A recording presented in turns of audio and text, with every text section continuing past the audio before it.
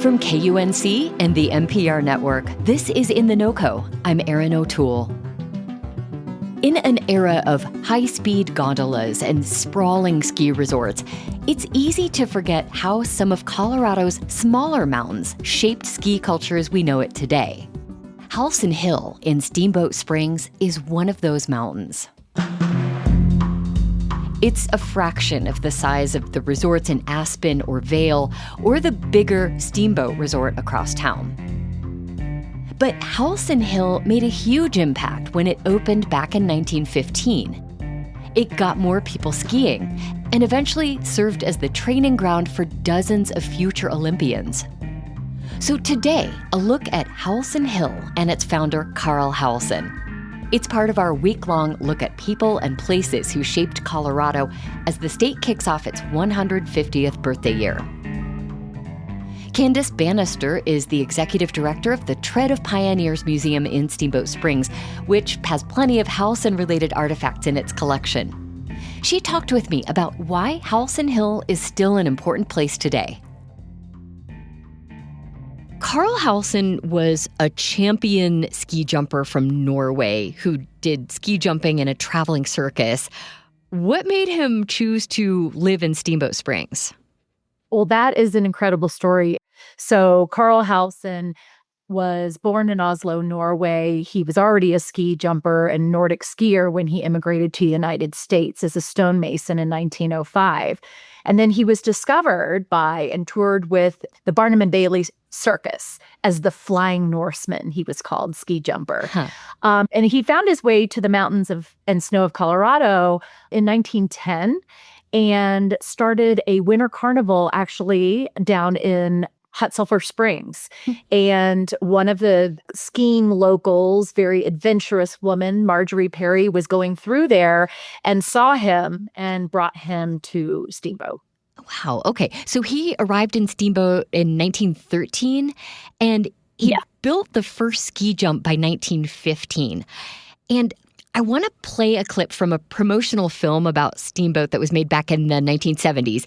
You see an actor playing Carl Howelsen on these old-fashioned skis. Yeah. The townfolk are wearing cowboy gear as they watch him. Then one day, they gathered round a hill to watch this strange Norwegian who was never standing still. They looked, they laughed, they'd stand and stare as Carl Howelsen went flying through the air. But pretty soon, the cowboys and the ranchers and the ladies, they came around. Candace, this film makes it look like the local ranchers had never seen anything like a guy on skis back in 1913. How accurate is that portrayal? So I think that's a little sensationalized. I mean, certainly skis, as we all know, were used by various people, especially mail carriers going across mountains through the snow. I mean, mail needed to get through even to rural areas. When Carl Howelsen came, he really motivated and led the way in terms of skiing for fun, skiing as a winter celebration, skiing for competition, learning to ski jump and bringing that spirit of competition and spirit of sport to Steamboat Springs. Taking it beyond just a way to get around in the winter months. Absolutely. He sounds like a big personality. What do we know about what Carl Howelsen was like? Yes. Well, what he's always described as being beloved, just a really lovable person. And then really his inspiration to youth, being not only dedicated to these sports, but to the development of kids here around sports and starting our Steamboat Springs Winter Sports Club, which is the training engine of our Olympic legacy here.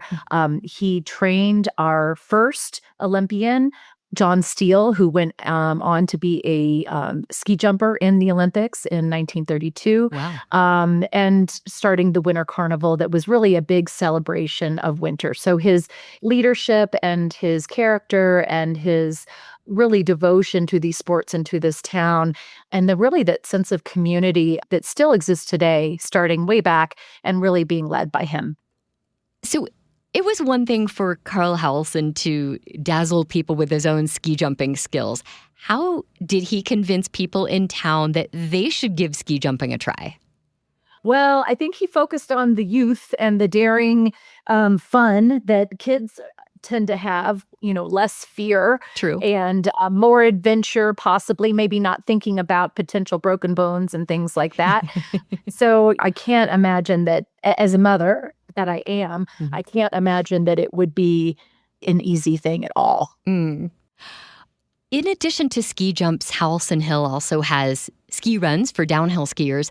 How unusual was it for a mountain town in Colorado to have a ski run back then? Well, believe it or not, it was a little bit more usual because you had various ski hills around the Front Range. But this is the oldest continuously running ski area in North America. So it was very rare as far as when Howelsen Hill started. And not long after that, you started to have some skiing taking off in other areas of the state. How has Howelsen Hill stayed open or remained relevant when you have the ski area known as Steamboat, which is much bigger and more modern just across town? Well, so it would depend on who you ask. I mean, it really has been a community effort, but it really is on the backs of the city of Steamboat Springs. I mean, it is a city-run, city-managed ski operation. And I know that has not been an easy feat because we are completely sales tax based for running our city. And they have a lot of parks and they have a lot of streets and a lot of things that cities do.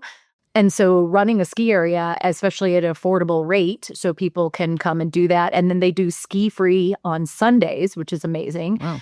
So it's really been a commitment. The city understanding what Howelsen Hill means. It really is the heart of the community. I mean, we have so many stories of people growing up here in the 40s and 50s and 60s, and you would just either walk over or bus over from school and ski. There wasn't a Boys and Girls Club or an after-school program. It was Howelsen Hill. Everybody grew up doing that. We were one of the first communities, if not first community, in Colorado to have skiing as part of school curriculum.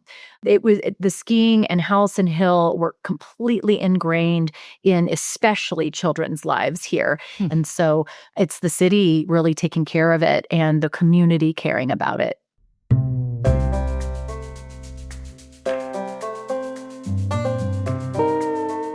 That's Candace Bannister of the Tread of Pioneers Museum in Steamboat Springs, talking about Howelsen Hill and its impact on Colorado ski culture. By the way, she mentioned the museum is working to create a hologram version of Carl Howelsen that will discuss the town's history with visitors. We'll have links where you can learn more in our show notes and at KUNC.org. We'll share another chapter from Colorado history in tomorrow's show. And be sure to check out our podcast feed to hear stories from earlier this week. It's all part of Colorado 150, our series kicking off the state's 150th birthday year. That's it today for In The NoCo. I'm Erin O'Toole. Thanks so much for listening.